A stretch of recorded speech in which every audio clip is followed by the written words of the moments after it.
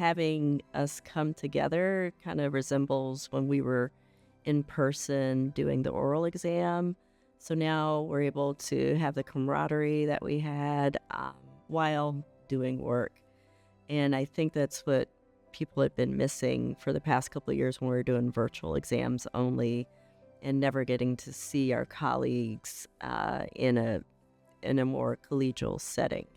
There's so much preparation, and you don't even appreciate that from the outside. But looking at the items, are the items correct? How are they going to perform? Standard setting. What is the cut score? There's so many layers, but to have all of the knowledge in the room, all the subject matter experts in the room is critical to getting the best exam that we can get. So this work done here is going to be something that we can use for the future. And with each iteration, I think it just gets better and better. It's been beneficial for everybody. So for the task force people, they've been able to get their writing done here, which we used to do throughout the year, sending in questions every month. So for them, it's great. For us, the people that were doing the oral boards and the CertLink, being able to go through the questions together and do the standard setting and all the tasks that need to be done with that together actually does help to get better questions. I do think the questions have been better lately, need less rewriting. And so overall, I think it's been great having that transition.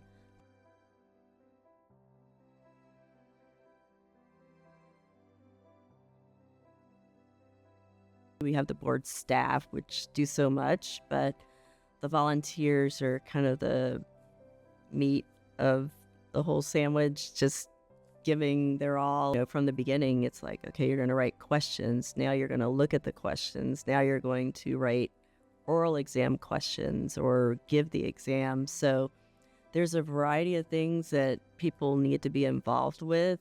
And I think everybody that's involved is interested in serving the public. And this is a great way to do it.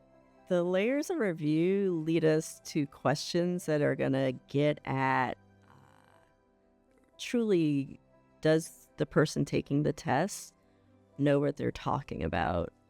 You want a good test that can ferret out who's the person that's kind of marginal versus the person that can look at a exam question critically and know something about it and know what are the real distractors and what the answer is. So coming up with good distractors that are going to be key to making the question a better question and making sure the question is phrased correctly to get to the answer that you want.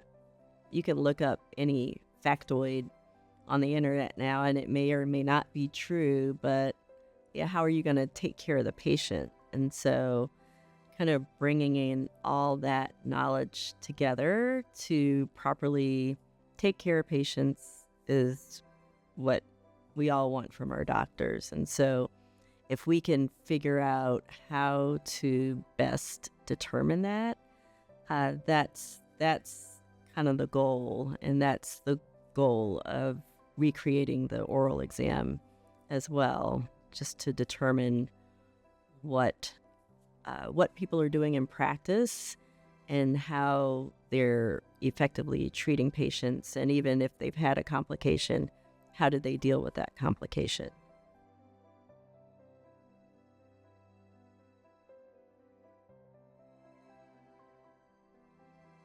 The new oral exam is really exciting because it's going to be actual cases from the new doctors' practices that they have. So depends on what their specialty is, and they may not have a specialty, maybe a generalist, and that way they're having a smattering of different surgeries that they've done, also looking at patients that they saw in the clinic and being able to talk to them about those patients, and they can, kind of give information about why they did certain things and why they didn't do something else, and what would happen if, this scenario popped up. But it allows us to have a real conversation about patients, how to take care of patients, ethics.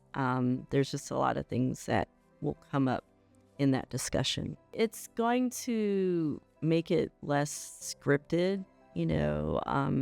Through the years, people kind of know to expect, oh, there's going to be a rhinoplasty question on the test, or there's going to be, obviously a audiology part of the test. So now they've taken care of these patients. They had to do whatever workup for the patient. They had to get all the information that they needed to make a decision about how to treat the patient. And so they should be able to support that, or also talk about why they didn't get a test that maybe would be the right answer on the test. Maybe they don't have access to those tests in their community. So there are a variety of things that will become evident, I think, one way or the other, and it will be clear if someone is, deemed not safe to take care of patients. A lot of that you would have thought would have come out in residency, but it might not always be the case.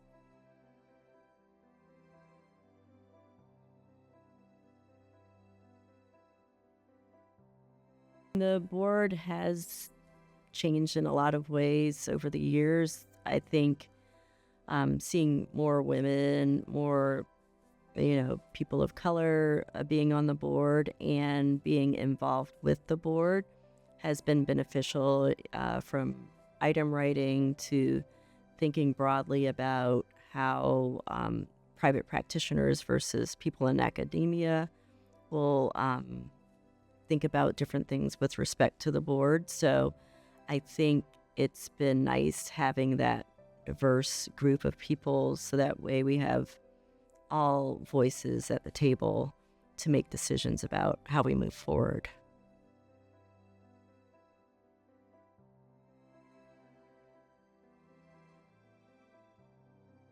I have my own practice. I'm in private practice, and the challenges were extreme, I would say, from being shut down, having employees that you were responsible for, and they need to eat, and you still need to pay them, but meanwhile you have no income coming in. So that went on for 2 months, and then finally we could see patients again. But even then it was really restricted, and not being able to operate for 3 months. And even then, when you got back to it, it was a challenge. And so I applaud the board. I was not a director at that time, but they were definitely nimble and able to pivot to being,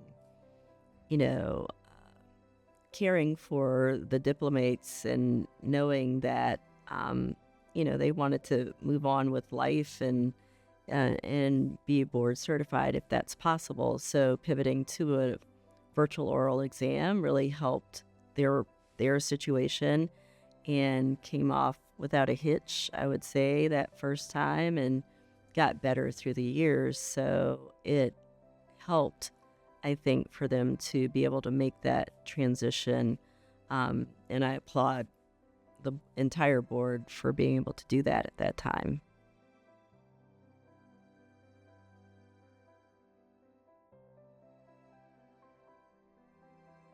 We had a consultant that worked with us, and they did scenario planning. So there were different scenario worlds that we might be practicing in, and a year far in the future.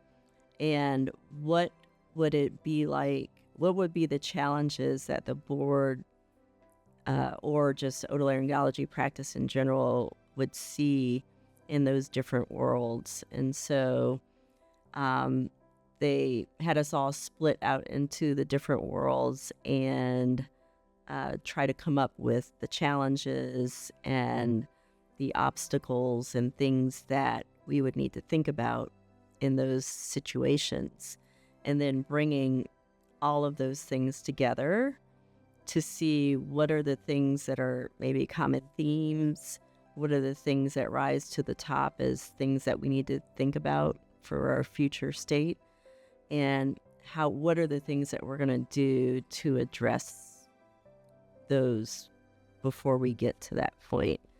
So I think the whole process was pretty amazing, that we came out with these deliverables that I think will make a nice change for the board and put us in good stead for the future.